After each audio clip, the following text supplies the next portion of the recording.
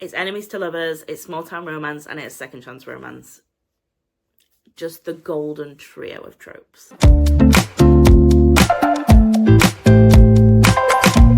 Hi Tandem fandom, it's Char here. Welcome to the Tandem Collective, where you can find the latest in book recommendations, releases, and news from Team Tandem. Today we are talking about witchy romances. September is coming to a close, which means that spooky season is in fact upon us. So I thought, as a romance correspondent, I would give you 5 of my favourite / anticipated witchy romances for October. So let's get going. Up first is A Witch's Guide to Fake Dating a Demon. So it's in the title, fake dating is right there. It's also a bit of forced proximity, and this one does it so well. So this book follows Marielle Spark, who is a witch. She is prophesied to be the most powerful witch in her family, but to her mother's dismay, she actually prefers baking. And then one day she's doing a spell and it goes awry and she accidentally summons a demon who cannot leave her alone without taking her soul. And Marielle doesn't want to give up her soul, so he's stuck with her, which means that he has to move into her house. They are sort of playing roommates, playing dating for everyone else while they figure out this situation. And it is just, it's very sweet, it's very cutesy. It's small town, which I think all of these recommendations are small town witchy. So there's something going on here. People who are writing witchy romance know exactly what they're doing. They know their demographic. They obviously end up falling for each other for real, and it is tension central. Like I said earlier, it is forced proximity, it's small town, it is fake dating, and this is the first in a series that follows Marielle and her friends, which is like that classic romance series thing. I have both of the other books, so I will definitely let you know once I've read them, but 100% would recommend A Witch's Guide to Fake Dating a Demon. Okay, second up is the Ex Hex. So this one is a couple of years old, but it is still one of my favourites. I read it when it came out, and it follows Vivi, who is, again, a small town witch. She, like most of us, has had a heart broken, and when she was going through that, she cursed her ex. Now, when you're a witch, you probably shouldn't be throwing curses around, but what do?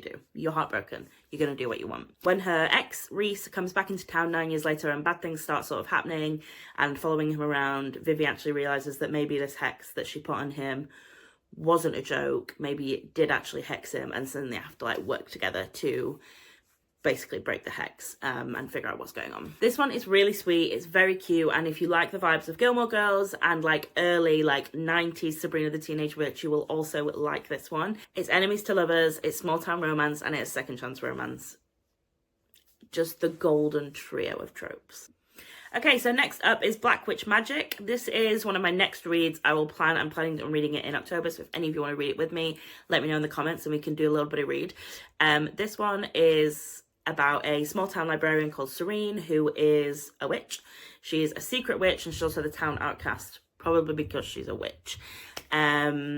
Our male protagonist is Aiden, and he is a paranormal investigator. So he comes into town and is looking to investigate Serene's grandmother, who is like this famous witch. So Serene and him obviously just get into like this tussle in terms of she's trying to sort of lead him away from her grandmother and from her family because she doesn't want her secret to get out. Again, it is small town romance. It's like a little forbidden romance, I guess, because like she shouldn't want to go out with the private investigator that is trying to investigate her family, and it's also insta love. So yeah, let me know if you've read this one. I'm really excited for this witchy read for October. Okay, book number 4 is The Unfortunate Side Effects of Heartbreak and Magic. This one is, I think, if you like practical magic, you will like this. It has got the same sort of like family drama and like heartbreak, but also like a really quiet romance about it that practical magic does. So I think if you like that, you'll absolutely like this. So again, this one came out last year. It was a debut, and it follows Sadie Reveler and her family. And the Reveler family witches are cursed with 4 heartbreaks. If they use their magic, they'll be cursed with 4 heartbreaks throughout their life. Now, Sadie's already at 3, which means she's only got 1 left. And I think, if I remember rightly, if you get to the 4th heartbreak, you lose your magic. So she is trying to protect herself at all costs. But now her grandmother has been diagnosed with cancer, and she's sort of dealing with that. And she thinks that this will be her 4th heartbreak. And she's just sort of working through that with her family. It's, again, second chance romance. It is small town. It is very cutesy, and I would 100% recommend it for this time of year. It's just, yeah, it's very, very sweet, and it has a lot of, like, outside of the magic plot. So, like, there's a lot going on with, like, her mum leaving and her brother leaving town, and then there's this sort of side plot with the love interest, which is going on in the background. It's very, very entertaining. I really enjoyed it. Okay, our fifth and final recommendation, we are closing off with a little bit of YA with These Witches Don't Burn. So this follows Salem-based elemental witch Hannah, who, despite living in the witchy capital of the world, has to keep her powers a secret.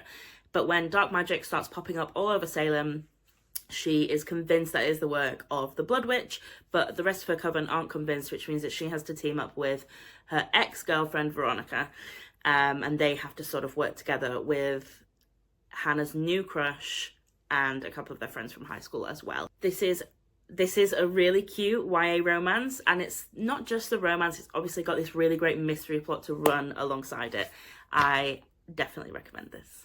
Okay, I'm going to leave it there for today. If you enjoyed this video, please give it a thumbs up and subscribe to our channel for more romance recommendations and for more general bookish content from myself and the team. If you're looking for the latest creator opportunities, you can find them in our newsletter, and you can sign up in the video description below. There are lots of links there for you. You'll also find the links to our Instagram, TikTok and Pinterest, where you can find us on socials.